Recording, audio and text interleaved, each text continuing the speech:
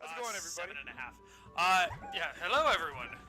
Playing Slime Rancher while reading the Eye of Argon again. Hey Dan, you remember when I said this would be fun to read on the channel? I was wrong. I lied. You fucking liar. Okay, let's just get through this. Getting a fucking migraine. The pathetic screeches of the shaman groveling in dejected misery upon the hand-hewn granite-laid pavement, worn smooth by countless hours of arduous sweat and toil, a welter of ichor oozing through his clenched hands. Wow, was her shoe bladed? Yeah, she really got a good kick in. Either that or one of them just popped. He's got a couple. Well, it was between them. He's got some severed testicles now. He's got two sacks. Impromptu vasectomy.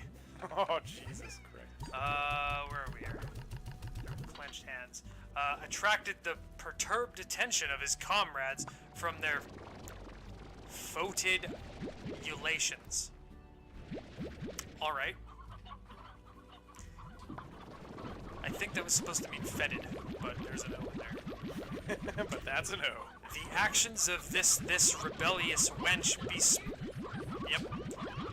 The actions of this rebellious wench bespoke the credence of an unheard-of sacrilege. Never before in a lost maze of untold eons had a chosen one dared to demonstrate such blasphemy in the face of the cult's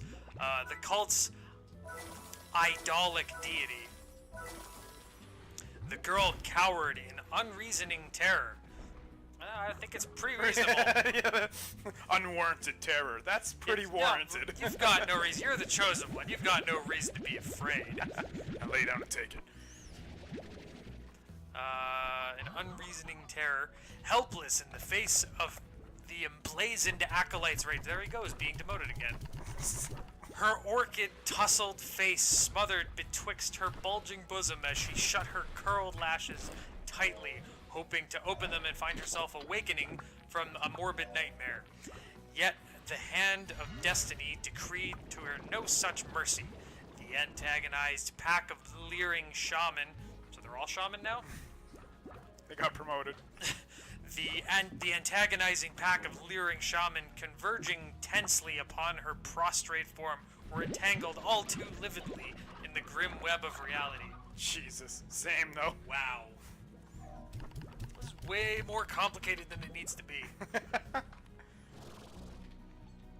Shuddering from the clammy touch of the shaman as they grappled with her supple form, hands wrenching at her slender arms and legs in all directions, her bare body being molested in the midst of a labyrinth of orange smudges, purple satin, and mangled skulls. Shadowed in an eerie crimson glow, her confused head reeled and clouded in a mist of enshrouded ebony as she lapsed beneath the protective sheet of unconsciousness to a land peach and resign. Jeez. Wow. All right.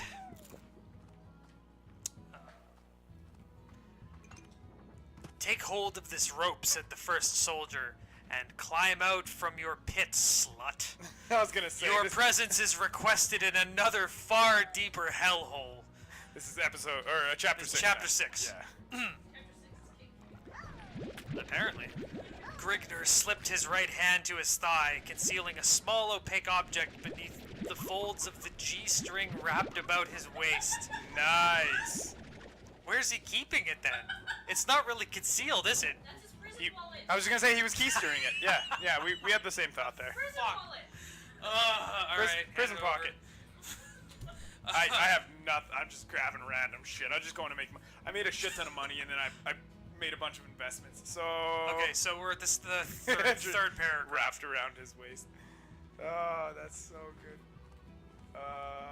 All right. Tightly gripped in the second soldier's right hand, opposite the Is it not? No, Brian Wells and Swell.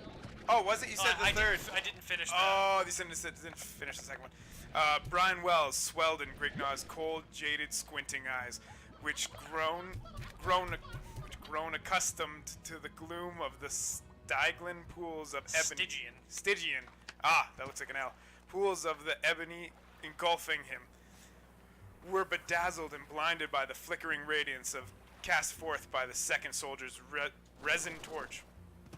Tightly gripped in the second soldier's right hand, opposite the intermented torch, was a large double-edged axe, a long leather wound, oaken-handled, transfixing to the center of the weapon's iron head. Jesus, like that. What? It really He had an axe. the axe that He had an much. axe. That's a cool handle, though. Nice. I like that. Adorning the torso of both of the sentries were thin yet sturdy hauberks. Hauberks. It's just an armor. I think you mean breastplates, but it's breech plates. The breech plates, of which they were woven by tightly hemmed twines of reinforced silver braiding, cupping the soldiers' feet, were thick leather sandals wound about their shins to 2 inches to their knees. Fucking, this is just Really? so descriptive. Like, I'm wrapped when you need to write a 1,000-page essay by tomorrow. Yeah, no shit. Wrapped about their waists were wide Satan girdles with slender bladed poniards, dangling loosely from them, the hilts of which featured scarlet encrusted gems. Resting upon the manes of their heads and reaching midway to their elbows were smooth copper morions. Smooth copper what? I don't know. I can't even. It's like so small. Where are text. we here? Now I'm on the third. So, I don't know. Sparring the lower portion of the helmet was short, upcurved silver spikes, which a golden hump spired from the top of each basin.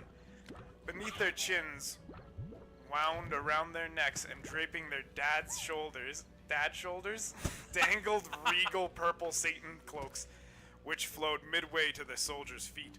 Well, now we know what the apparel is. Yeah, now we know what the soldiers are wearing. Wow. Like, granted, I've got a pretty good image, but like, Right, I am but out of breath. Do not care. It's a guard.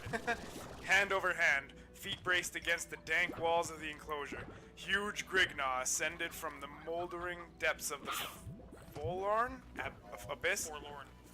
abyss, his swelled limbs stiff due to the boredom of timeless inactivity, compounded by the musty atmosphere and jagged granite protuberant against his body, craved for action. The opportunity now presenting itself served the purpose of oiling his rusty joints and honing his dulled senses. I've got a couple things you can oil. He braced himself facing the second soldier. The sentry's stature was wildly exaggerated in the glare of the flickering crescent cuppings of his right fist. His eyes were wide open in a slightly slanted, owlish gaze, enhanced in their sinister intensity by the hawk-bill curve of his nose and yellow peak of his cheeks. Okay. Place your hands behind your back, said the second soldier as he raised his axe over his head. We're just now getting to them talking. Yeah. 3 paragraphs later. Raise your hands behind your back, said the second soldier as he raised his axe over his right shoulder blade and cast it a wavering glance. Jesus. We must bind your wrists to parry any attempts at escape. Be sure to make not a stout one, Broig. We wouldn't want our guests to leave. Oh, what the fuck? To take leave of our guidance. Broig? Broig grasped Grignaw's left wrist and reached for the barbarian's left wrist and reached for his right wrist. Sorry. Grignaw wrenched his right arm free and swiveled to face Broig. Reach beneath his loincloth with his right hand and pull out his massive horsecock. No, I'm just kidding. That's not what it says. Loincloth with his. Okay, I guess that's fucking technically a laugh. That's a laugh. Okay. Straight to the principal. Yeah. Okay, castaway. Where are we here? Face Broig. Fifth? The sentry grappled at his girdle for the sheathed dagger, but recoiled short of his intentions as Grignar's right arm swept to his gorge. Nice. Okay? The soldier went limp, his bobbling eyes rolling beneath fluttering eyelids in a deep welt across his spouting gullet. That's really flirty. Yeah, no kidding. Buy me dinner first. The one thing that... Bobbling eyes? What the fuck are those? Without lingering to observe the result of his effort, Grignr dropped to his knees. The second shoulder's axe cleft over Grignr's head in a bulge of silvered ferocity, severing several scarlet locks from his scalp. Coming to rest in his fellow's stomach, the iron head crashed through mail and flesh with splintering force, spilling a pool of crimsoned entrails all over the granite paving. Before the sentry could wrench his axe free from his comrade's carcass, he found Grignr's massive hands clasped around his throat, choking the life from his clamped lungs. With a zealous grunt, the accordion flexed his tightly corded biceps, forcing the grim-faced soldier to one knee. The sentry plunged his right fist into Grignr's face, digging his grimy nails into the barbarian's flesh. Ejaculating a curse through rasping teeth, Grignr surged the bulk of his weight forward, bowling the besieged soldier over upon his back. The sentry's arms collapsed to his thigh, shuddering convulsively, his bulging eyes staring blindly from a bloated cherry-red face. Wow, okay, so apparently we know Broig's kink now. Nice. We'll use that later. Cherry red sounds like he was happy about it. Just saying. Rising to his feet, Grignr shook the blood with two L's and one O from his eyes, cuffling his surly red mane as a brush fire swaying to the nighttime breeze. Stooping over the sprawled corpse of the first soldier, Grignr retrieved a small white object from the pool of congealing gore. Snorting a gusty billow of mirth. Do they think mirth is a substance? He once more concealed the tiny object beneath his loincloth, the tediously honed pelvis bone of the broken rodent. Wouldn't the spine be better for that? Returning his attention toward the second soldier, Grignr turned the task of attiring his limbs. Okay. To move about freely through the dim recesses of the castle would require the grotesque garb of its soldiery. Utilizing the silence and stealth acquired in the untamed climbs of his childhood, Grignr slink through the twisting corridors and winding stairways. Spell check. Yeah, seriously, I was gonna say. That's all I'm gonna say. Is this before spell check? Like, I mean, it was the 70s, so kinda. fuck. Dictionaries and thesauruses existed for a reason. Yeah, well, just like get somebody to rough it over one time. At least have somebody else read through it before you try and publish it. Or at least have the person publishing it read it through before they publish it. This is a rough draft. Like a really rough draft. Lighting his way with the confiscated torch of his dispatched guardian, knowing where his steps were leading to. Grignr meandered aimlessly. Shouldn't that be not knowing where his steps were leading to? Grignr meandered aimlessly in search of an exit from the chateau's dim confines. Is it a chateau or a castle? Make up your mind. The two are not the same. The wild blood coursing through his veins yeamed for the undefiled freedom of the livid wilderness lands. Wow.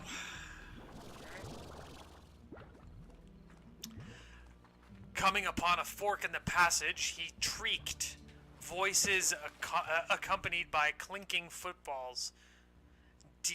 Discerned to his sensitive ears from the left corridor, wishing to avoid contact, Grignr veered to the right passageway. If accosted as to the purpose of his presence. His barbarous accent would reveal his identity, being that his attire was not that of the castle's mercenary troops. Then what the fuck did he put it on for? In grim silence, Grigner treated down the dingily lit corridor, a stalking panther creeping warily along on padded feet. After an interminable period of wandering through the dull corridors, no gaps to break the monotony of the cold gray walls, Grigner espied a small winding stairway, descending to the flight of arced granite slabs to their posterior. Grigner was confronted by a short hallway, with 2 A's and 1 L, leading to a tall, arched wooden doorway. Halting before the teeming portal, Grigner rests his shaggy head sideways against the barrier. Is it a barrier or a doorway? Detecting no sounds from within, he grasped the looped metal handle of the door, his arm surging with a tremendous force of bulging muscles, yet the door would not budge, maybe because it's locked. Retrieving his axe from where he had sheathed it beneath his girdle, so now he's got an axe beneath his... He's carrying an axe in his G-string? He's got a lot of things in that loincloth. Yeah, no kidding. He's got a lot of things in that loincloth, including my respect. He hefted it in his mighty hands with an appeased grunt, and wedging one of its blackened edges into the crack between the portal and its iron-rimmed sill. So it's a portal, a door, and a window? Nice. Weird. Ingenuity. Like the architecture of this place. Bracing his sandaled right foot against the roughly hewn wall, again with the hewing, teeth tightly clenched, Grigner applied. Wow, that's supposed to be applied. Yeah. The oaken haft, employing it as a lever whereby to pry open the barrier. Yes, we know what a lever is. The leather-wound hilt bending to its utmost limit of endurance, the massive portal swung open with a grating of snapped latch and rusty iron hinges. Ah, fuck. Whoa. Glancing about the dust-swirled room, the gloomily dancing glare of his flickering crescent, Grigner eyed evidences of the enclosure being nothing more than a forgotten storeroom. Then why was it locked by such a heavy door? Yeah, no shit though. Miscellaneous articles required for the maintenance of a castle were piled in disorganized heaps at infrequent intervals toward the wall opposite the barbarian's piercing stare. Utilizing long, bounding strides, Grigner paced his way over to the mounds of supplies to discover if any articles of value were contained in their midst, so he walked.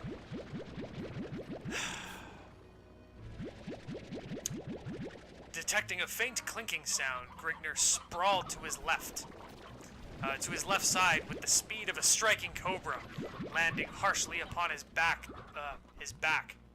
Weird. Okay. The torch and axe loudly clattering to the floor in a morass of sparks and flame. A elm-woven board from the collapsed flooring clashed against the jagged flooring, and spewing a shower of orange and yellow sparks over Grigner's startled face. Rising uneasily to his feet, the half-stunned accordion glared down at the gruesome arm of death he had unwittingly sprung. Mrifk! I assume that's supposed to be some sort of expletive. If not for his keen auditory organs and lightning steeled reflexes, auditory organs. Couldn't have just written ears? Grigner would have been groping through the shadows, the shadowed pits of hell of the Grim Reaper. He had unknowingly stumbled upon an ancient, long-forgotten booby trap, a mistake which would have stunted the perusal of longevity of one less agile. Oh God. This is starting to hurt. A mechanism similar in type to that of a miniature catapult was concealed beneath two collapsible sections of granite flooring. This is a really complicated booby trap for a fucking closet. The arm of the device was 4 feet long, boasting razor-like cleats at regular intervals along its face, with which it was to skewer the luckless body of its would-be victim. Grigner had stepped upon a concealed catch, which had released a small metal latch beneath the two granite sections, causing them to fall inward, and thereby loose the springed arm of death they precariously held in. Really, did you really need 2 paragraphs to describe this trap? Partially out of curiosity and partially out of inordinate fear of becoming a pincushion for a possible second trap, Grigner plunged his torch into the exposed gap in the floor. The floor of a second chamber stood out 7 feet below the glare. Tossing his torch through the aperture, Grigner grasped the side of an adjoining tile, dropping down. God. Glancing about the room, Grigner discovered that he had descended into the palace's mausoleum.